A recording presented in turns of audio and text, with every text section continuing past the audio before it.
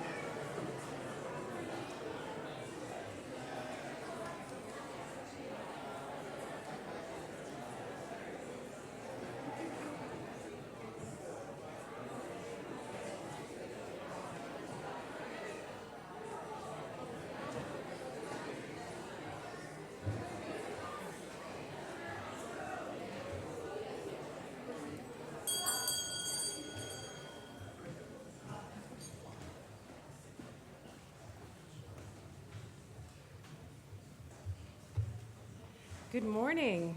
Good morning. I hope you all are well on this beautiful, if slightly damp, September morning. May we all rejoice in the beauty of this day and welcome this new season of congregational life. We gather together in our individual and collective journeys towards spiritual growth, social transformation, and environmental responsibility, and living out these values through worship, reflection, connection, and service. You are part of a community that welcomes all individuals, regardless of race, ethnicity, gender, sexual orientation, income, ability, or spiritual beliefs. Whether in person or via live stream, we share this precious time and space. Let's rejoice in our time together. Today is a special service, the annual water communion, when we bring a little water from our seasons apart and pour it into the common bowl. This ritual celebrates what each individual contributes, and the power of the ritual celebrates our gathering as a whole. If you forgot to bring water this morning, no worries. We have pitchers of water that are symbolic, I think, of places that many of us have been during this time away. After worship, all are invited to a community potluck held in Metcalf Hall downstairs. If you haven't been to Metcalf Hall before, ask an usher for assistance or follow the crowd.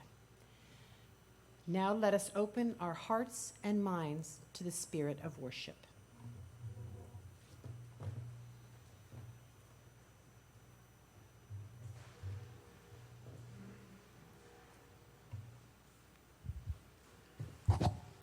We gather together this morning, tenderly like drops of dew on a leaf of grass, joyfully like water rushing in a stream to the sea, deeply like groundwater pulled up from a well. We gather from every direction for another year of growth and depth. Another year of companionship and hope, another year of learning to love this world. We gather like the water that joins us all across creation, the water that connects us within and without, merging and flowing across the entire world.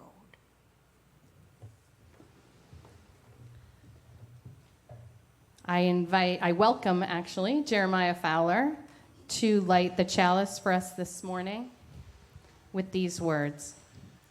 In affirmation of the sacred spark within all beings and all things, in honor of the warmth of days past and those who made them sacred, in hope for bright days of possibility before us, and in recognition of all that shines in this very moment as we gather together again, we light our chalice. Please rise in body or spirit to join in singing hymn number 118 in the gray hymnal, This Little Light of Mine.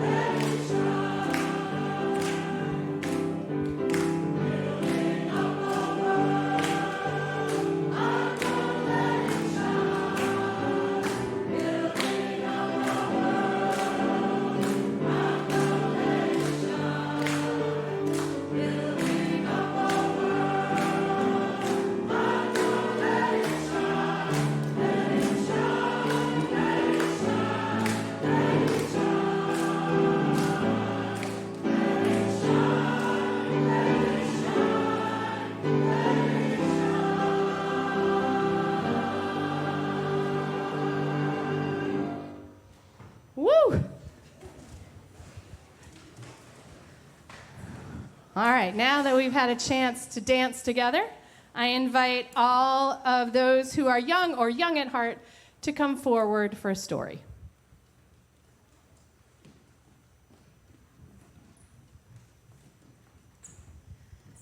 Hello, hello. It's so great to see so many, maybe a little bit sleepy, but excited faces. So good to see you guys. Welcome. So this summer, I did a lot of reading. As part of our RE classes, we're going to be listening to creation stories. And so I read a lot of creation stories this summer. These are stories about how the world began, how people thought the world began, or was created, or who created it, like a god or gods, and how animals came to be, and people. So lots of different stories, but some of them, or most of them, have something in common: water. In most stories that I read, water existed even before gods or a god or gods, even before people. Sometimes water created the god or gods that created everything else. Especially in some stories that we might be familiar with, like Jewish and Christian stories about creation begin with water. In the Jewish and Christian scriptures in the Bible, we see the God of creation separates water to make land and sea and the creatures that live in the sea, like fish and other squiggly things. And then later we hear about the story of Noah's Ark, where God sent water to cleanse the evil from the world. And then other stories from Native American tribes in the southwestern and northeastern United States, where we are, water was a powerful force. It created worlds. It created more than one even. And then in others, like in China and India, and still also in other Native American tribes, there was a story that the world was created on the back of a turtle swimming in, guess what? Water, a vast, vast body of water. So why do you think all these stories focus so much on water? What do you think? Water's really important. Why do you think water was so important to people telling these stories? Is it important to us today? We need it to stay alive, right? Water helps us stay alive. We need to drink it. We need it to grow plants to eat, right? Animals need it just as much as humans. It's a pretty important thing. Humans are animals. Thank you, Jeremiah. Thank you for that reality check. I appreciate that. So it's a powerful force, and people through the ages at different times in different ways have included water in their worship. We all know, I think from RE, maybe you don't remember, I'll remind you, that worship means something you do together, that you hold something up that's valuable or important to you, right? That's what the word worship means, to hold it up. And so all of these places held up water as very important, and they incorporated it in their ceremonies. And they decided that water was something holy. And we get to decide ourselves in community every time what we decide is holy or sacred or important. So can you remember a time when we used water in a worship service at WUS? Can you remember anything? Anybody? Anytime water was brought out, like maybe today, something might be happening. Any thoughts? We're doing our water communion today, so that's a big one. All right. It's the end of summer. I'll cut you a little slack, all right? Every Sunday we use water? Yeah? Yeah.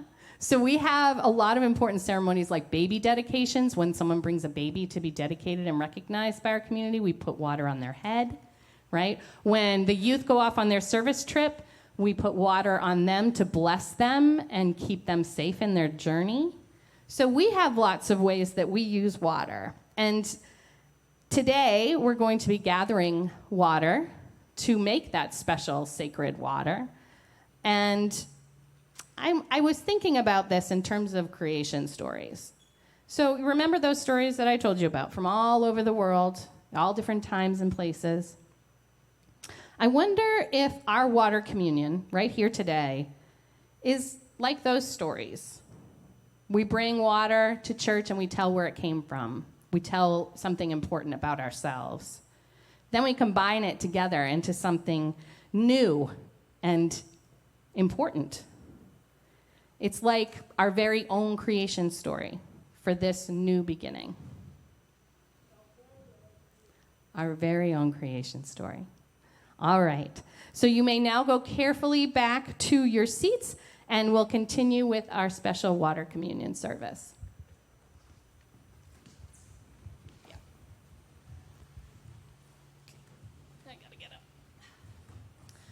So now we move into a time when we are each invited to light a candle in recognition of the joys and sorrows in our hearts. For you, our young friends, we will help you kindle a battery-operated light on the special table right here. Others are invited to come forward and light a candle at the table next to the lectern, so right over there. If you would like a candle brought to you, please raise your hand and Marcy will bring one to your pew. After we kindle the light, we will be together for a time of silence and then sing number 100 in the great hymnal, I've Got Peace Like a River. Let us now kindle the light.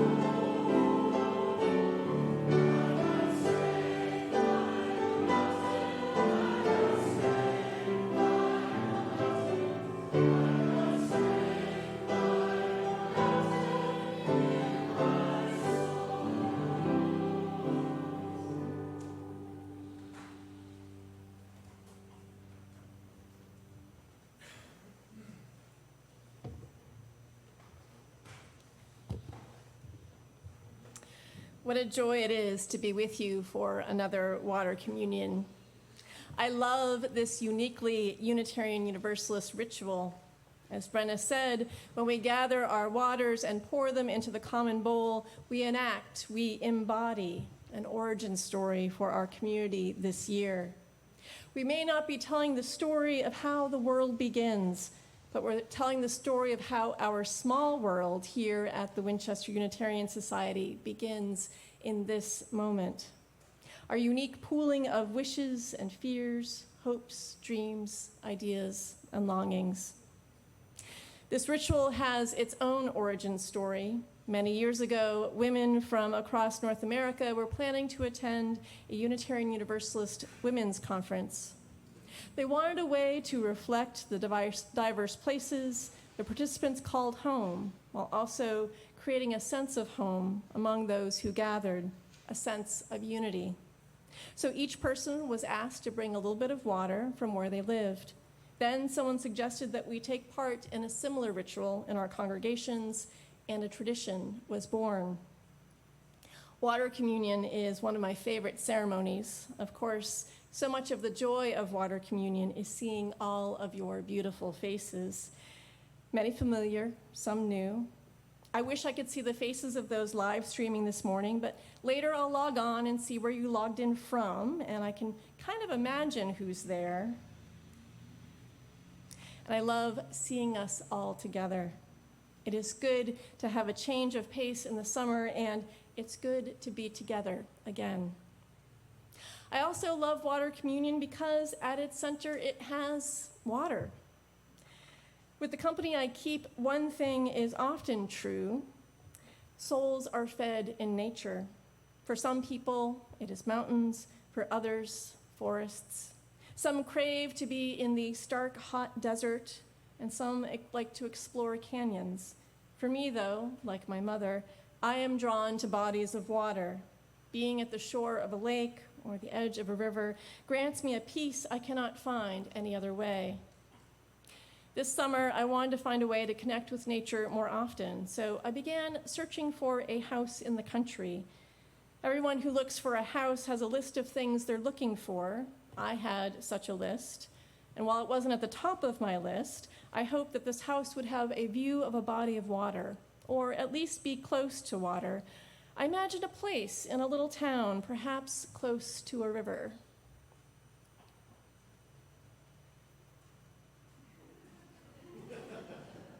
Perhaps you can imagine too.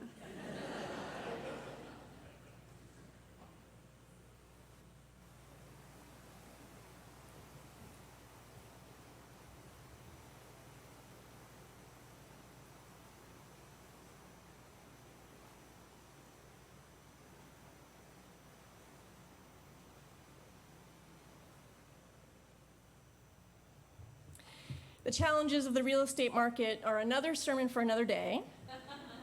But the good news is I found a place just a 5-minute walk from the Ashuelot River.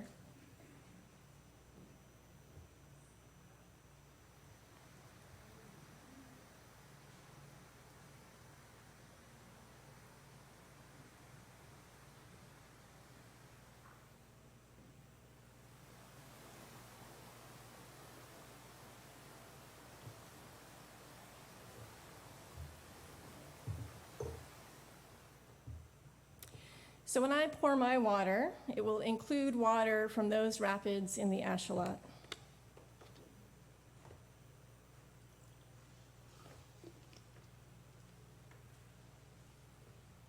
You see, I have poured some of the water into this glass. It's filled about halfway.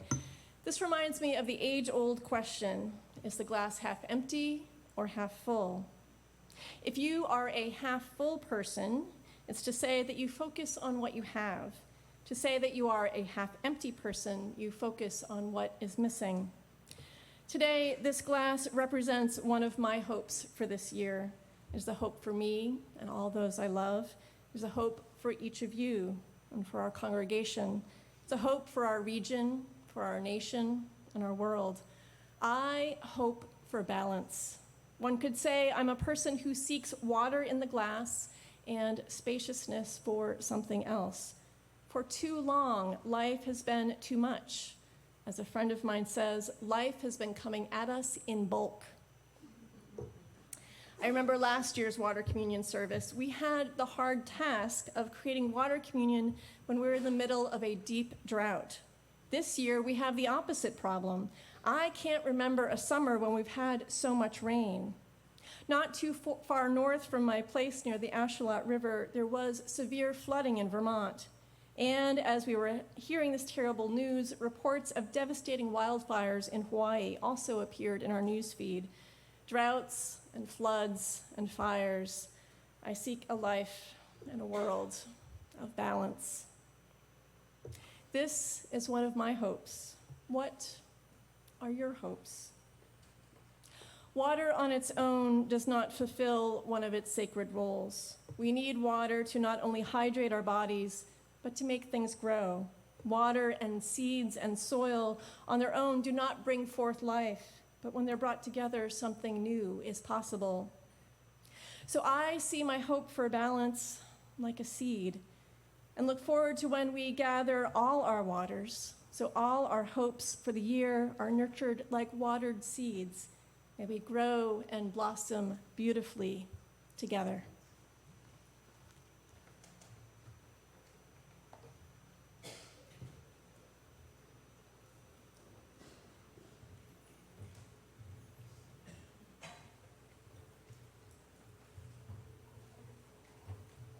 Now comes that important time for us to make an offering to support this self-supporting church and its ministries. The last few years have been tough for us individually, but it has also been a tough time for the financial health of our Winchester Unitarian Society. Giving makes possible the many benefits that this wonderful community supports. In addition to supporting our own community, we want to play a positive role in the world around us, in our actions and in our gifts. For this reason, we choose to share the plate. This morning, with communities in Vermont and Hawaii in our minds and hearts, we share our gifts with the UUA Disaster Relief Fund. This fund helps, quote, congregations care for their buildings and the needs of their members, as well as supporting people in the community, especially those who may not be eligible for other grant programs. Here are some different ways you can donate. Those in the sanctuary may give cash checks or donate electronically, text to the number in your order of service, or visit our website under the Giving page. If you are visiting for the first time, either in person or online, you are our guest. In-person attendees can find a physical visitor card in the pew racks in front of you. Please complete it and put it in the collection plate. Information about how to give online and how to complete the virtual visitor card will soon be shared with live stream attendees through text on your screen. The offering will now be generously given and gratefully received.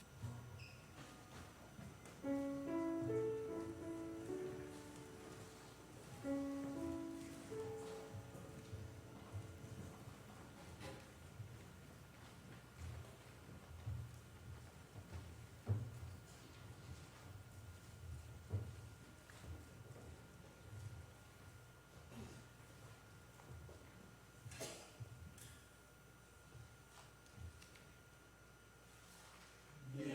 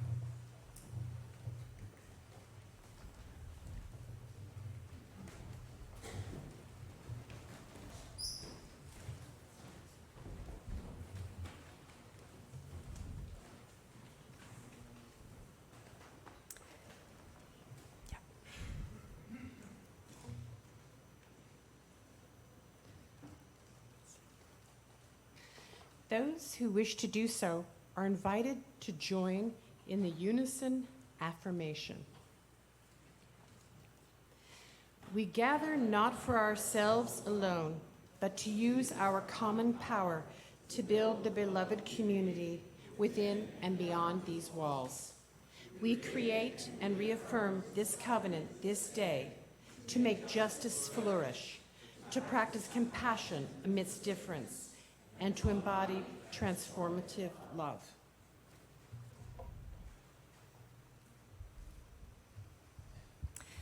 The Winchester Unitarian Society voted last May to appoint the Reverend Cynthia Davidson to the role of affiliated community minister of the Winchester Unitarian Society, serving the larger community beyond our congregation. After serving 2 congregations in upstate New York and being ordained into the Unitarian Universalist Ministry in 2019, Reverend Cynthia returned to this area in 2022 to serve as the executive director of Massachusetts Interfaith Power and Light, fulfilling her call to an environmentally focused ministry. On behalf of our congregation, I name my joy that Reverend Cynthia has chosen our congregation as her ministerial home. Reverend Cynthia, today we commission you to serve as our affiliated community minister. As named in our agreement with you, we pledge our support of your ministry beyond our walls and trust your work will reflect the principles and values of our shared Unitarian Universalist faith. We welcome your volunteer service in the shared ministry of this congregation and look forward to your participation in the worship and social justice ministries of the Society. I am indeed grateful for the opportunity and the privilege to be formally known as your affiliated community minister here at Winchester Unitarian Society. And this is my pledge to you. I will responsibly represent the Winchester Unitarian Society and bring the spirit of this congregation and of our Unitarian Universalist faith into my ministry in the larger community. I will keep the congregation informed about my community ministry and will freely share my experiences and those opportunities most relevant to your own climate and environmental justice ministry. And most importantly, I will honor Reverend Heather's role as senior minister, working in a spirit of mutual cooperation and collaboration with her, with the staff, and with you, the volunteers and congregants. I now invite the congregation to please rise in body or in spirit. In a moment, we will read together the congregational affirmation, which will appear on the screen. And as we read this affirmation, I invite all of us to raise our hand to extend a blessing. Our youngest friends, the children, are invited to come forward to be even closer to Reverend Cindy. Those at home are invited to raise their hand close to their screen, sending your love through the interwebs and the interconnected web of life. Come on, young friends.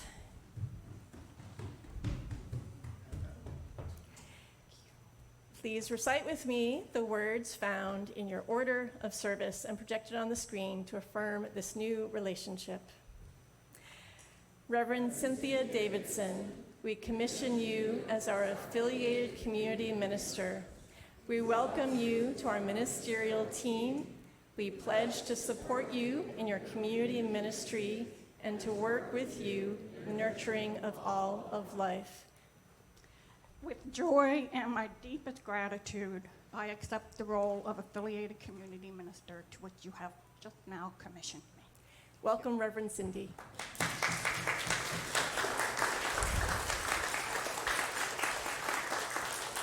As we prepare for the water communion ritual, I invite the congregation to take your seats and pull out your pill bottles and small containers and water bottles containing water from places far and near.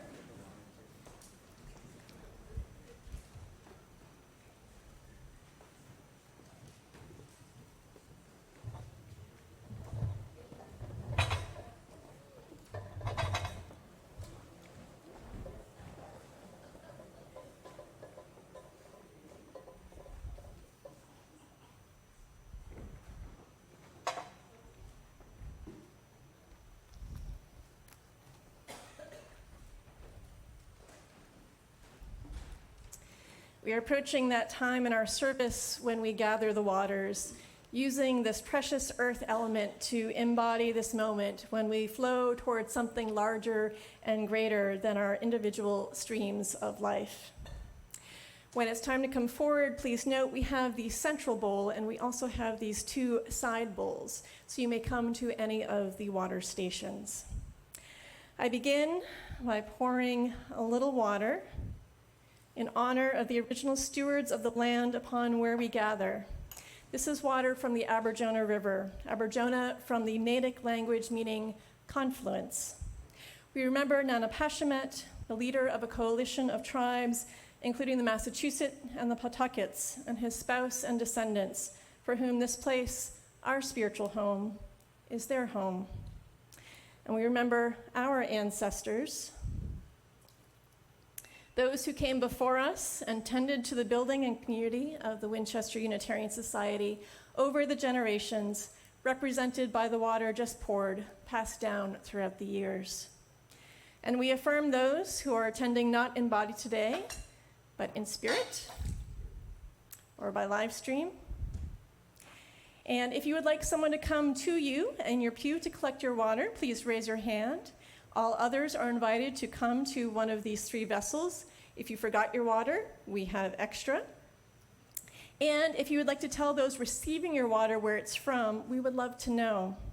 I've heard rumors that along with my water from the Ashuelant, today we will collect water from as nearby as Vermont and as far as the sacred Ganges in India.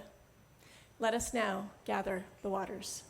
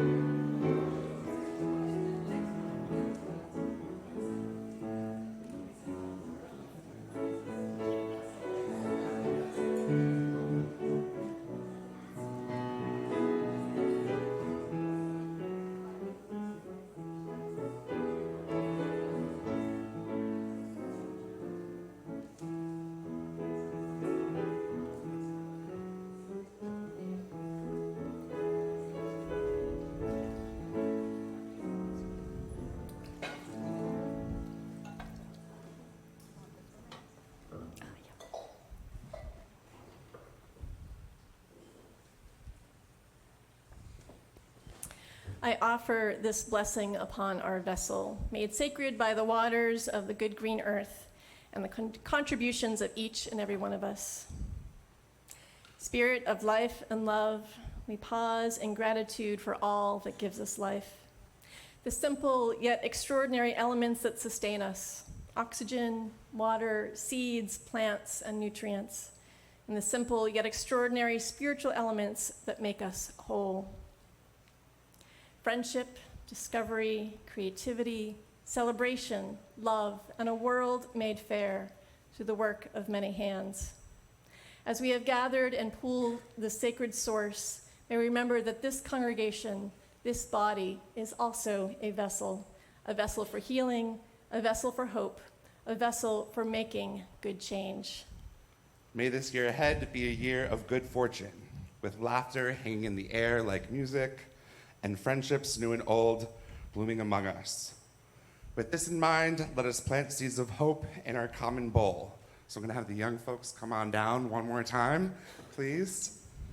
We have these stones here. They'll be acting as seeds of hope for the coming year. Thanks, Alice. I'm gonna grab one and then put it in there. We have a seed for hope. Thank you. Another seed for joy. Community. Any more? All right, great. Come on down. This can be a seed for justice. Do you want to put it in the water? There we go. Perfect. Thanks, Sarah. And finally, a seed for love. Thank you, Jeremiah. May it be so, and through all that we do, may we make it so. Amen. Please rise in body or in spirit to join in singing our closing hymn, Seed of Hope. Words are in the order of service and on the screen.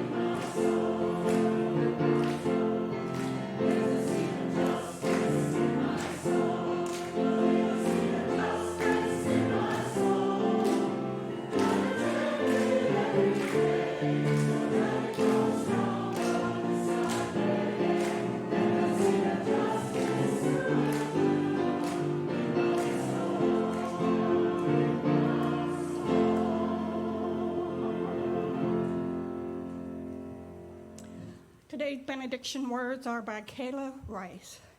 It starts with a drop, then a trickle, a burble, a rush of water bubbling towards its destination, and finally, the wide, endless sea. All rivers run to the sea. Today, you brought water poured into a common bowl. Though our experiences have differed, these waters mingle, signifying our common humanity. Go forth, but return to this community, where rivers of tears may be shed, where dry souls are watered, where your life cup overflows, where deep in your spirit you have found this place a home. all rivers run to the sea.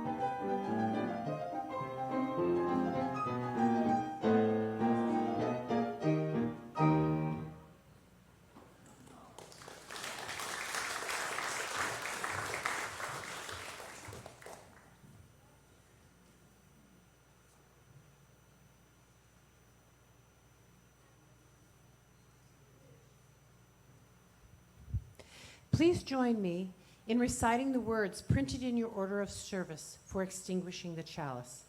We extinguish this flame, but not the light of truth, the warmth of community, or the fire of commitment. These we carry in our hearts until we are together again. Our service has ended, but our life of service continues. I hope you will all proceed downstairs to Metcalf to enjoy a potluck. Thank you.